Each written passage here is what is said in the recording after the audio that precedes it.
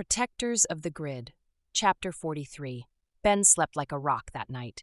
If he dreamt, he didn't remember.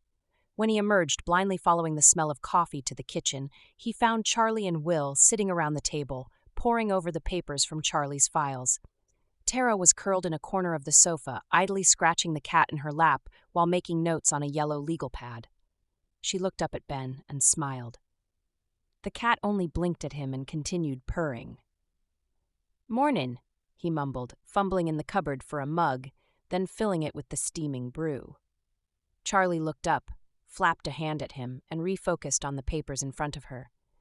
Will grunted a sort of hello without lifting his eyes from their work. Ben sighed and joined Tara on the sofa.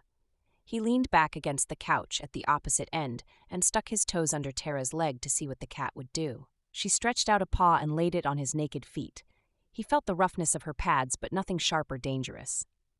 "Well, good morning to you too, Mamita. Have you adopted us?" Ben had never paid much attention to animals, particularly cats, but he couldn't help reaching out to scratch her chin. She leaned into his hand. Tara uncurled and unceremoniously dumped the cat onto Ben's lap. "Not us, Ben," Tara announced. "You? Huh. She's adopted you, well, at least temporarily." The cat circled around until she found a comfy spot to flop across Ben's thighs. "It may be just till you run out of tuna, but you've got a couple more cans in the pantry." "Well, my new Mamita, you're doing a great job of reminding me who's in charge." Her thick black ruff felt luxurious around his fingers. The cat closed her eyes in agreement, and the soft rumble of her purr wrapped around him, comforting. The caffeine was hitting his system. Ben took another sip. "Wow, 'cause I had no idea working with energy would be so exhausting." She smiled at him.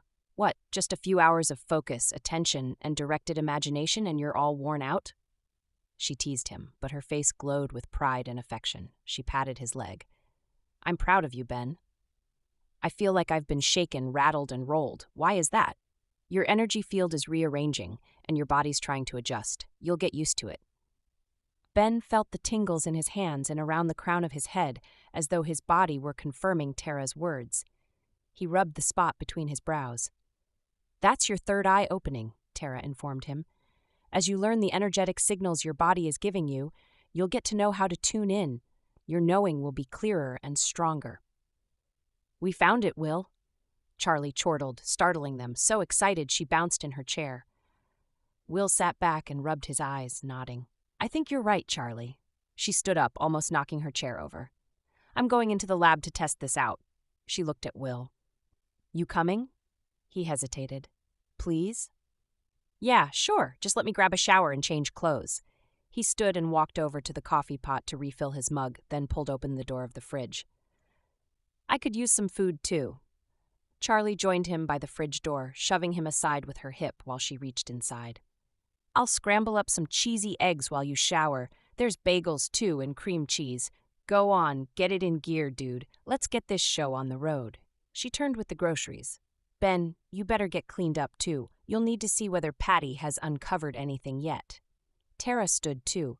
"If Patty is going over the personnel files, I'll focus on email history.